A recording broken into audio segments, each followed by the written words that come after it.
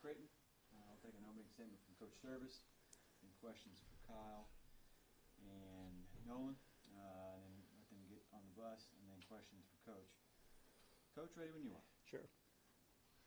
Well, before I congratulate Arkansas, who was really outstanding all weekend, I just want to thank the media, the ones here, the ones back in Omaha, for a lot of the coverage we've had the last several months, so it's been good. So, with that being said, we saw some good arms the last 2 days when we played Arkansas, so I don't know if I've ever seen a game where we struck out 20 times, so congratulations to them. I think it's going to take a heck of a team to beat them next week, so I think they're in good shape. But thirdly, and I have a little bit of a cold, and I'm grabbing some air, so if it doesn't make a lot of sense, I apologize, but I just want to congratulate our players too, because they had a heck of a year. Sometimes baseball doesn't end the way you want it to, and they certainly would have liked to have played another game.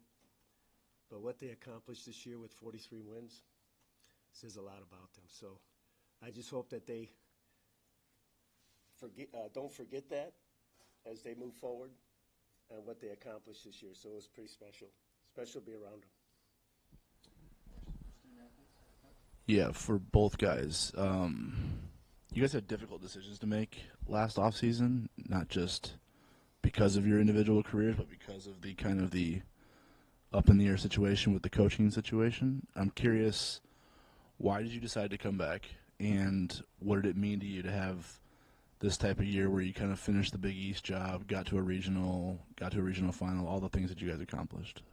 Yeah, it was definitely an interesting summer, like you said, but I think it was really the main core group of guys that we got, especially our seniors, me, Kyle, and then the guys that have been here for 4 years, like Dom, Ben, and Tate. We all kind of stuck with each other, talked to each other through the whole summer, and obviously we made the decision to come back, and it's meant everything to do it. And this year, actually, we've worked for it all 4 years, and it meant everything to finally do it in my last year and these guys' last year.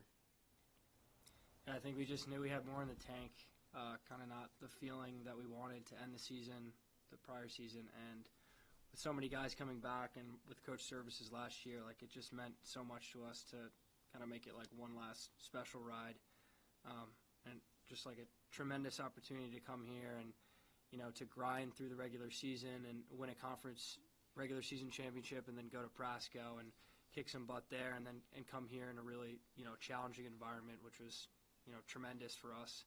It was just a really special year that I'll never forget this group of guys. For Kyle or Nolan, I'm curious what y'all thought of Arkansas starter Wood, kind of what made him so tough tonight.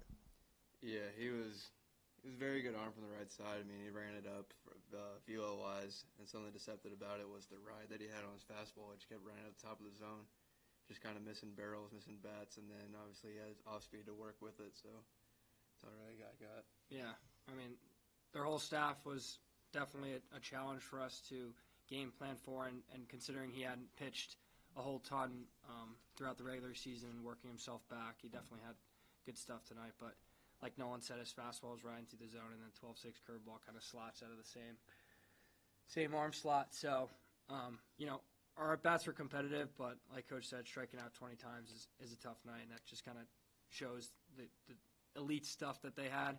And yeah, so best of luck to them moving forward. And for either of you again, when Ben hit the 3-run home run for y'all, cut the deficit in half, kind of what was the mentality? Did y'all think that y'all could maybe build off of that? Yeah, I think that's been kind of part of our MO this whole year. If somebody throws a punch, we're just going to throw another punch back. And we know we're never out of a game, no matter what the score is. We're going to play the right way, whether it's the first inning, whether it's the ninth inning. It doesn't really matter to us. So I think that he definitely gave us a jolt there. And we continue to have some competitive at-bats, but it just wasn't enough tonight, unfortunately. Kyle, it was kind of a microcosm of your career that your season ends on a day where you walk off for a regional win to send you guys a regional final.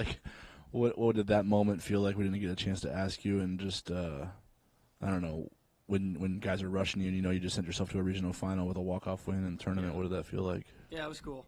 I think that I talked about this earlier with Glenn too. Like the opportunity to be the guy and to pull through for the team, like means a lot to me because it's something that everybody on this team works for, and for whatever reason, it just kind of trickled to me a few times over this year and last year as well. So I kind of take a lot of pride in getting it done for the guys, and I know it could have been anybody in that spot. I'm thankful that it was me, and I know my coaches and my teammates put me in that position to be able to do that. So it felt great. Coach just talked all season about this core group that you guys have out on the field. What does it mean to you guys to be able to play one last time together and be able to play in this environment? And just what has this season meant to be able to be with each other?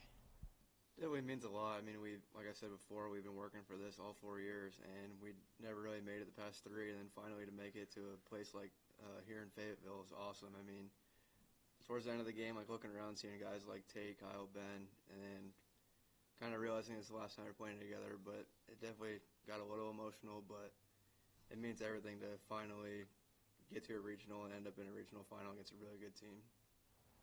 Yeah. I think you put so much time in with these guys, and you're with them literally every single day. And our whole being is pushed into this program, to do things the right way and to execute and to win games. But also the relationships that we've built over the last 4 years are super meaningful to me. And last year was a special group, and this year was just as special as well. And the relationships that I'll take with me is something that I'll have for the rest of my life, which I'm really thankful for. Questions for the student athletes? Guys, congrats on a heck of a year. Thank you. Thank you.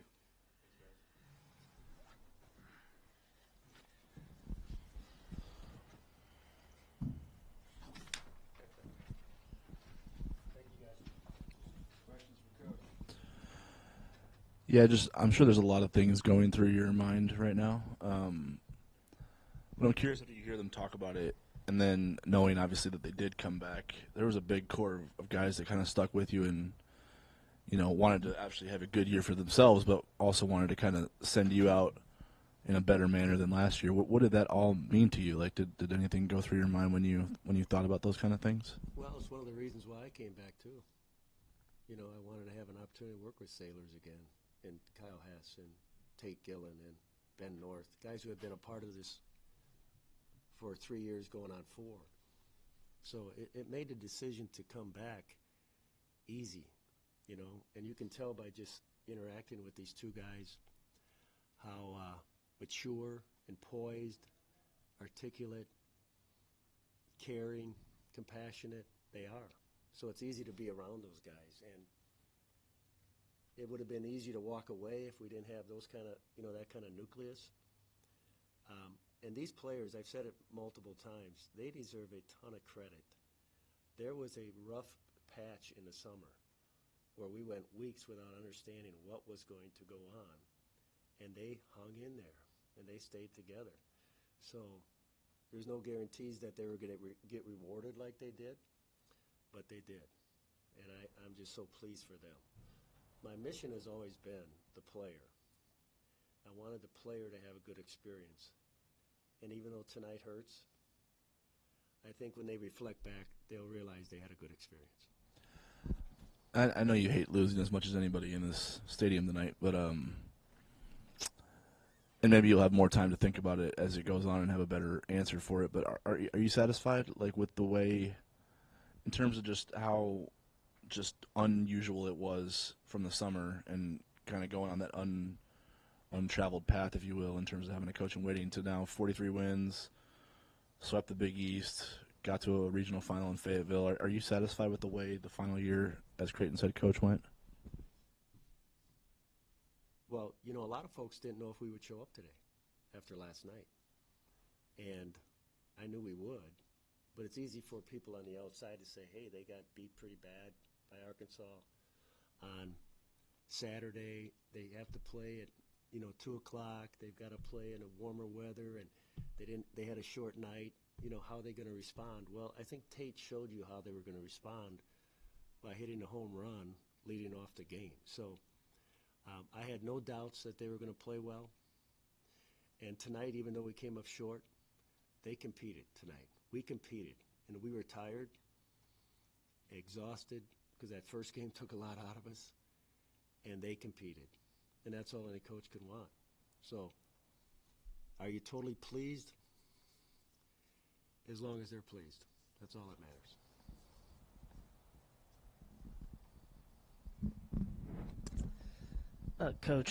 Coach Van Horn was in here telling us a little bit about what y'all discussed at the end of the game. I'm just curious what that meant to you to hear those words from him. Well, yeah, quite a bit. You know, we do go back. I shared with him that I thought out of all the coaches I've worked against and coached against, that he's the most prepared and the most competitive.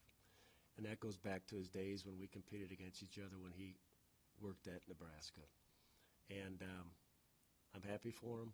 I think he's got a club that's going to, be very interesting next weekend and beyond. He's always been good to me. He's always been honest. He's always been respectful, and that's very important to me. So I wanted to make sure when we ended tonight that I had a chance to let him know that I appreciated everything he's done and how much I enjoyed competing against him. And even though we didn't come out on top very often, he came out on top a lot more often than we did when we competed against each other. I enjoyed the fact that if we did get him, which didn't happen very often, that we had to play a heck of a game in order to do that. And I'm just impressed with his team. Up and down, pitching, so on. There's no weaknesses. Unless they have a rash of injuries or something, I think it's going to be a fun ride for them. You mentioned the arms that you faced in the last 2 days. I'm curious what you saw specifically from Wood, the starter tonight, and what you saw from the dugout. Well, anybody can see the scoreboard and watch the velocity, right? And that's impressive. But to me, there's more to it. It's the intent behind the pitch that separated those guys. There's a lot of guys out there that can throw 95, 96. It's not that uncommon nowadays at the college level. But it's the intent behind the pitch that separated them. They were very aggressive, very assertive in how they approached each pitch. And we've seen velocity like that from time to time, but not necessarily the intent behind the velocity that we saw with these two starters the last two nights. So, again, if they stay healthy, I think they got a chance to go a long ways. Nolan's been a steady kind of presence in your lineup for 4 years. You might not have maybe the accolades of some guys that have played for you, but he is going to be one of the, statistically one of the best to ever play for you. I'm curious what you can kind of sum up from his career from freshman to now, and why you kind of trusted him to be the guy that he was for you all those years. I can remember watching Nolan play in high school, and Nolan was a shortstop. And it's easy to watch the talent level of these players. I go beyond. I watch how they interact with his teammates, how he controlled the game. And I could tell right then and there we had somebody different. He was different than a lot of high school players. And then when he came to us, we tried him in the infield for about a week or two, and we quickly realized, hey, he could be a game changer in the outfield too. So we shifted him to left. He was very open-minded to it. Some high school players, they're not. He was very open-minded. Again, I knew we had somebody special. He's not only a really talented player, and he showcased that at times this weekend, he's an outstanding teammate. He may be the most popular guy in the team. He doesn't say a whole lot, but he cares about his teammates. And that's one of our goals before we start every season. One of the major goals we have with our team every year is I want these guys to develop lifelong friendships. And that's what those guys told you tonight. They've developed lifelong friendships. We accomplished that goal. I know you're probably tired of hearing the questions about this being the last year and everything, but now that it is kind of retirement time, just what have the last 2 decades plus meant to you, and how do you think you're going to look back on your time as the Creighton coach now that you get to reflect a little bit? Well, to be honest with you, I thought I was going to be a high school coach my whole days.